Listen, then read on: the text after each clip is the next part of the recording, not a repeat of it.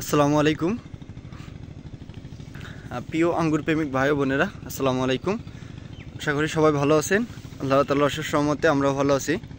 আসলে দীর্ঘদিন পরে আমাদের এই চ্যানেলে আপডেট দেওয়া, কিছু ব্যস্ততার, দৈনন্দিন জীবনের ব্যস্ততা বা বিভিন্ন কার্যক্রমে ব্যস্ত থাকার জন্য, আমাদের বিভিন্ন প্রজেক্টে ব্যস্ত থাকার জন্য ঠিক মতন সবসময় ভিডিও আপলোড দেওয়া এখন নিয়মিত সম্ভব হচ্ছে না।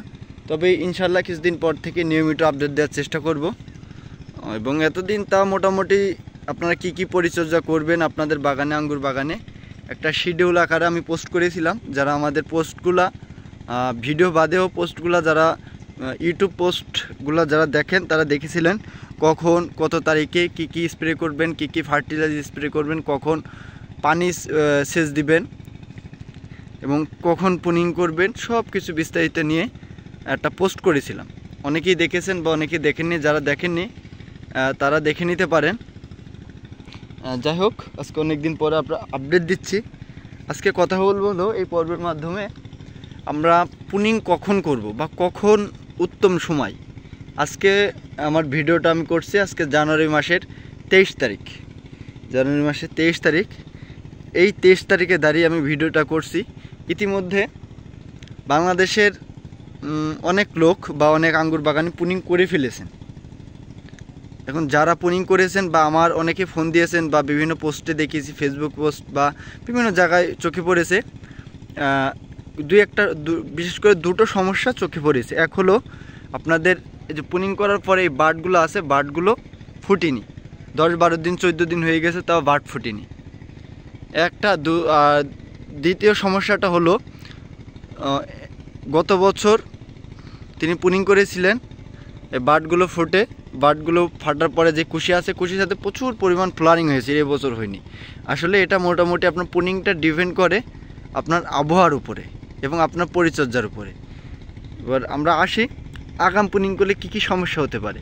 আগাম পুনিং করলে আপনার সমস্যা হতে পারে আপনার ফলন কমে যেতে পারে।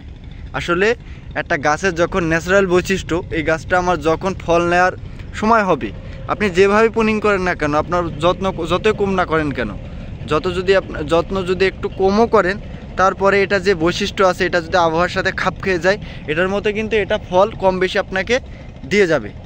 কিন্তু আপনি পুনিং যদি ঠিক সময় মতন না করেন তাহলে কিন্তু সেটা দিবেন না।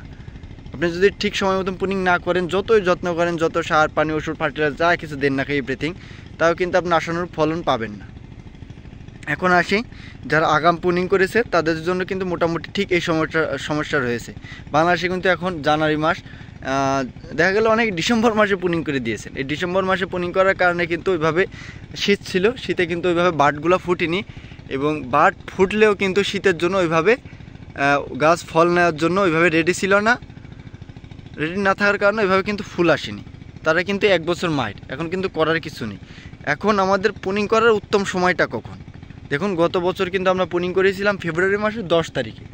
এইবার হয়তো আপনি 5 দিন আগে করতে পারেন বা 10 তারিখে করতে পারেন, 15 তারিখে করতে পারেন। তবে চেষ্টা করবেন ফেব্রুয়ারির মাঝামাঝি থেকে শুরু করে, ফেব্রুয়ারি মাস থেকে শুরু করে ফেব্রুয়ারির 15 তারিখের মধ্যে বা 20 তারিখের মধ্যে পুনিং টাইমটা কার্যক্রম আলহামদুলিল্লাহ শেষ করে ফেলার। এতে কি হয়, আপনার ফেব্রুয়ারির 15 তারিখ বা 10 তারিখের দিকে পুনিং করলে কি হয়, আপনি যখন পুনিং করবেন, এবার পুনিং করার পর যখন ডরমেক্স দিবেন গাছে, এই ডরমেক্স এই বার্ডগুলোতে যখন ডরমেক্স দিবেন, ডরমেক্স দেওয়ার পরে কিন্তু বার্ডটা ফুটতে মিনিমাম আপনার 1 সপ্তাহ থেকে 10 দিন টাইম লাগবে। 10 দিন টাইম সাথে ফুটার পরে এবার আরও 1 সপ্তাহ লাগবে আপনার ফুলানি হতে।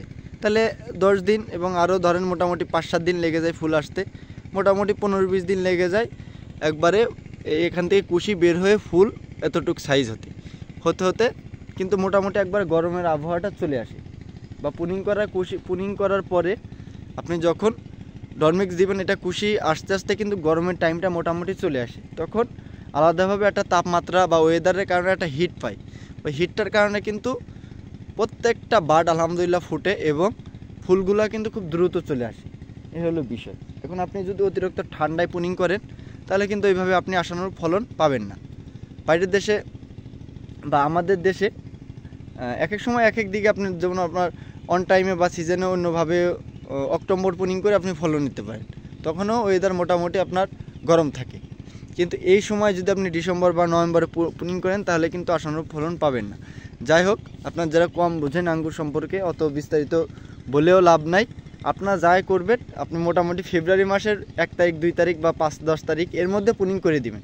পুনিং করে নিশ্চিন্তে বসে থাকেন, আশা করি ইনশাল্লাহ আপনার গাছ ফুল ফলে ভরে যাবে। আমরা অলরেডি যত্ন শুরু করে দিয়েছি। এবং আরেকটা বিষয় দেখাই যে আমাদের এটা হলো আমরা আঙ্গুরের লাইন, এই যে একটা শেপ দিয়েছি, এবং এখানে সাথী ফসল হিসাবে আমরা টমেটোটা চাষ করে দিয়েছি। এই পুনিং করতে করতে আমার ধরেন এখনও 20 দিন, এটা বা 15 দিন ধরেন। 15 দিন পরে ইনশাল্লাহ এই বাগান আমি পুনিং করব। এই 15 দিন পরে আমার টমেটো এখান থেকে ওঠা শুরু হবে, বা মোটামুটি আমার 1 মাসের মধ্যে ফুল ফল হতে হতে আমার টমেটো হারভেস্ট শেষ। আমি এটা ভেঙে ফেলবো, টমেটো আমার আঙ্গুর বাগানে থেকে যাবে। এই হলো বিষয়। অনেকেই ভাবেন যে ভাই আবার টমেটোর মধ্যে আঙ্গুর বাগান। আসলে আমার এখানে এই যে একটা লাইন থেকে আরেকটা লাইন মোটামুটি 6 হাত।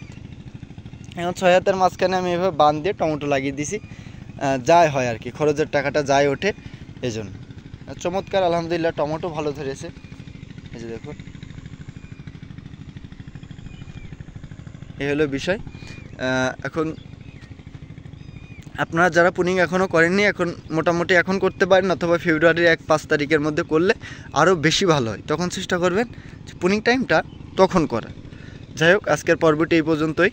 সবাই ভালো থাকুন, সুস্থ থাকুন। আল্লাহ হাফেজ, আসসালামু আলাইকুম।